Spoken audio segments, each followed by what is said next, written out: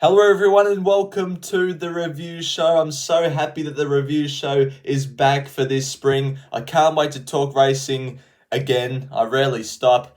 Caulfield yesterday was a great day's racing, PB Lawrence Day. How this is going to be structured is going to run through the replays of the stakes races from yesterday, so the Vane, the Quisette, the Regal Roller, and the PB Lawrence. Then we're going to get onto Saminator's blackbookers. Then we're going to get onto the Futures Bet series, and that's going to be how the review show is structured for this spring. Unless you have another idea, suggestion, make sure to leave them in the comments down below. For a start, let's give an overall recap of all the races on this card. You'll see at the very right of the screen a WFA category, which is actually my own custom-made weight for age ranking that I built myself. So what goes into that is beaten margins, weight carried, race times versus sectional times, closing sectional times. And it's not absolutely accurate because I only have access to racing.com and Racing Australia. I don't have any paid services that absolutely crunch data to a T. So it's not absolutely accurate, but it's a general guide and it's standardized to weight for age. So for example, you see there that Jimmy Recard is a 102 and Papa Ward is a 98. So because Papa Ward carried 54 kilos yesterday, if it was a weight for age race, it'd be carrying 56.5. And Jimmy Recard a 102 because it carried 56 yesterday, when in reality, weight for age this time of year, it'd be carrying 51. As a general guide, 2 points is equal to a length. So what that means is Jimmy Recard is about 2 lengths ahead of Papa Ward at weight for age level if they ran this time of year. You'll see that Ferrivia runs a 103.5. I'm pretty sure the fillies ran a quicker time than the boys, and the fillies carried the same weight as the boys when in weight for age. Reality, the girls would get 2 kilos off the boys. But I think we have to give a bit of credit to the boys because Shaggy and Shining Smile absolutely crawled in front. And then in the girls' race, the Playwright and Signature Scent went really fast in front. So I think we have to give a bit of credit to the boys as opposed to the girls. As I said before, it's not an absolutely correct points awarding system, but it's a general guide, and obviously with no surprise, the highest rated horse yesterday was Private Eye. And just lining up the distances and the settling positions here, you'll see that the 3 1400 metre races were all won by leaders. So it was first Bossy Bonita, who they absolutely crawled in that race. The leader was entitled to win. Then Home Rule, who went really hard in front and still managed to win. And then the last one, Private Eye, who went pretty slow in front and managed to kick on and win. So regardless of the tempo, all 3 leaders won over the 1400 metre races yesterday. Can we note down maybe that when the rail's out at Caulfield, 1400 metres, you might want to be pretty close to the action. In terms of the shoot races, it was pretty even. Like Arkansas Kid almost got there from last in a crawl, so I think it was pretty even for the shoot races. And then when you got out to the longer distances, I think you needed to be pretty close on the corner to be a winning chance. So overall yesterday, I thought it was advantageous to be on speed. We're going to take a look at some replays now. Let's start with the feature of the day, the PB Lawrence Stakes. We'll pick the replay up from about the 700 metre mark. You can see at the top left corner the standard times comparisons. So they've gone about a second slower to the 800 metres compared to standard time, half a second slower from the 8 to the 4, and then about a second quicker the last 400 metres. So it really turned into a sprint home, and this was backed up by the fact that the first 3 horses out, Private Eye here to Shock and Desert Lightning, were the first 3 horses home. So what we can probably gather from this race is it was an advantage to be on speed. Evaporate was a horse that was well in the market and underperformed. It was the second favourite, ended up finishing 5th. I thought there was clear excuses. Nasrawilla sort of allowed Private Eye to drift out, and that interfered with Evaporate. I didn't really like Evaporate first up anyway. So second up, we might get a little bit of juice in the price because it finished 5th and it wasn't a necessarily eye-catching run. Like I said before, advantageous in this race to be on speed, and there's 2 Yulong mares that we might touch on a bit later that really ran well from the back. But take nothing away from Private Eye though, it was the best horse in that race, and maybe they found a new tactic with it. Just take it straight to the front. that might be the new way to go for Private Eye. We'll get to the Vane Stakes next. Jimmy Recard ends up winning this race.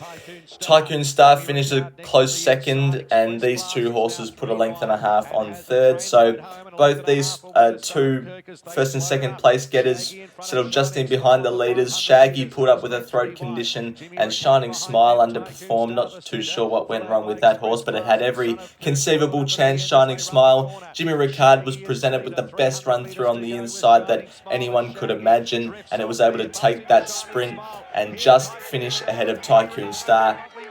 Out of this race, and just looking at it visually, you can clearly tell that the best horse in this race in time is Tycoon Star. It should have won this race. It half cost itself the race. Shaggy coming out at the 250 and bumping into Shining Smile, which bumped into Tycoon Star, obviously wasn't ideal. But then Tycoon Star, once it started to get motoring and hit top gear, it then shifted back in and crashed into Jimmy Recard. It just did so much wrong and only lost by a quarter of a length.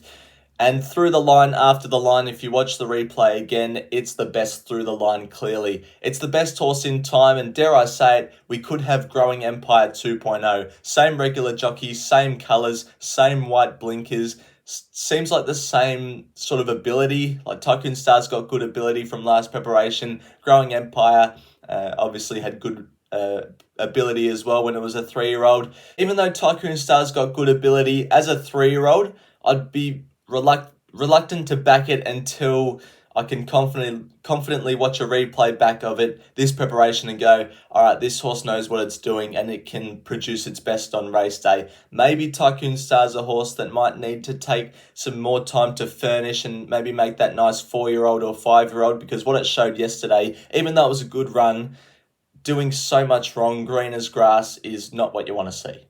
The good thing about Jimmy Recard is that he's got a tremendous will to win. The past 100 metres of his last 2 starts, he's really just wanted it. And he's picked off Bakash last start, and he picked off Tycoon Star yesterday to get wins. So Jimmy Recard is one to follow. In terms of the beaten brigade, I thought Express Class and Son of Kirk ran pretty well and will be competitive next start, but they won't be in the Saminators Black Bookers. We'll now move on to the Quizette Stakes for the fillies. They've gone 0.06 seconds quicker than the boys here, and not sure how to describe this race really. Ferrivia got the win, and it had the Express Class form from a Sandown Wednesday meeting. My Gladiola from last ran on and ran second, so it was a race where they went quicker in front than the boys, and it really set it up for the swoopers.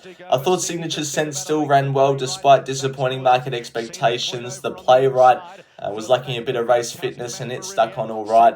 Like from 1st to 7th, only a length and 3/4 split in between them, so I'm not too sure about this as a form reference going forward. It seems as though all these fillies are sort of on the same level as each other. What to make of Scenic Point, I'm not sure. It was on the inside, and that wasn't the best place to be by this stage of the day. Don't think it necessarily handled the soft 6 conditions yesterday either, so maybe back on good ground that horse can show its best again. I think if you're taking one horse out of this race, it's probably got to be My Gladiola. I thought it was a tremendous run from the back. And we'll finish with the Regal Roller, and it was another win. Mares in form, we love it. Pop Award was on the minimum 54 kilos, not well weighted at all, but still got the win. It was the last to leave the gates, and I thought Matty Cartwright did well to get the run he had, just in behind the leaders. They've gone about 1/3 of a second slower than standard time to the 800 metres, so it ended up being a real sprint home. Arkansas Kid had to get restrained from that wide gate to get cover, then wanted to over-race slightly at the back, trucked into it really well, but with the 60 kilos compared to the 54 of Pop Award, who enjoyed a softer run, and it was a bit of a sin sprint home. Pop Award was able to have the better sprint on it and win again. A mare in form, we love a mare in form, Pop Award. Arkansas Kid runs well, and of the beaten brigade, the horse flying up the inside in the black with the white armbands, Royal Insignia, up the inferior ground off a bit of a break, I thought ran really well. Now we'll move on to Saminators Black Bookers. These are the rules that I work off. We'll go from top to bottom. So top half, fastest last 200 metres, but not the fastest. You're probably looking at that thinking, well, not the fastest. How does that make sense? I think that a horse that has the fastest last 200 meters of a race is so easily picked up by the market at their next start, and there's just no value in that price whatsoever. So if we can identify a horse that's had a good last 200 meters but not the absolute best, sort of flown under the radar, we might be able to get some good value next start. First to third up, if we can identify a horse that's first to third up, we'll be able to back him at the right stage of their preparations.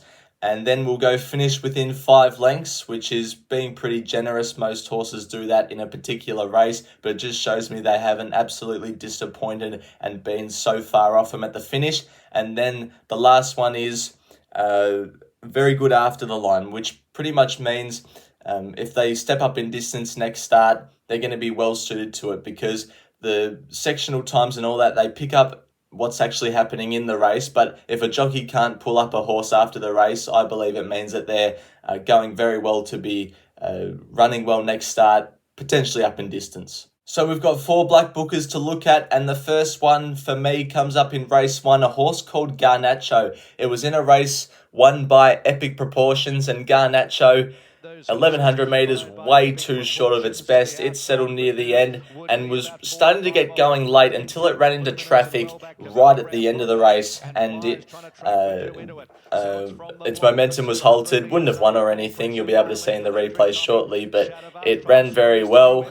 It's a horse by Ace High, so it's obviously going to get over ground. It ran over 1100 meters first up, last preparation, down the Flemington Straight behind a horse called Alabama Lass. Finished 6 lengths off that horse, then stepped up to 1400 meters at listed level in the Bendigo Guineas and ran only a length and a half off Wonder Boy and Calcalo. So where I think we can back Garnacho next start is if it steps up to 1400 meters and is in a benchmark 78 or lower. I think the right class matched with the right distance means this horse is in with a really good chance. I mentioned before that this horse was a good run. Royal Insignia in the Regal Roller, in race number 7, flew up the inferior ground and ran really well into 3rd position. Its first run as a 4-year-old since returning from a pretty long spell. It last ran on the 1st of March in the Australian Guineas over 1600 metres, and to do this over 1200 metres really late in the piece was encouraging.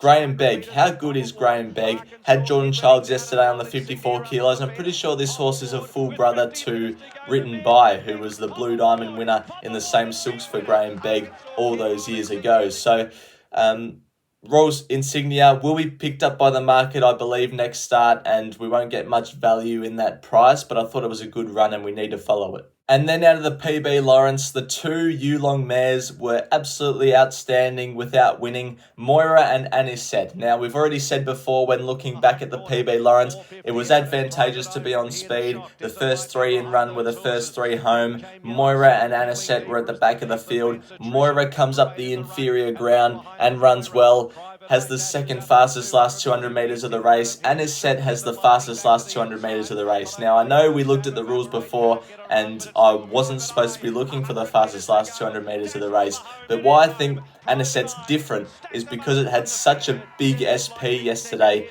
that the market's not going to absolutely knuckle down on this horse next start or the start after that. We're still going to get a little bit of value in the price, judging off the starting price profile, in my opinion. I'll bring up the Stewards replay now, because after the line, even though Anisette got held up after the line, it was absolutely flying through the line. Mark Zara couldn't hold it up. I think we need to follow these 2 horses. Not sure where they go next start. I wouldn't want to back him until they go 1600 metres plus.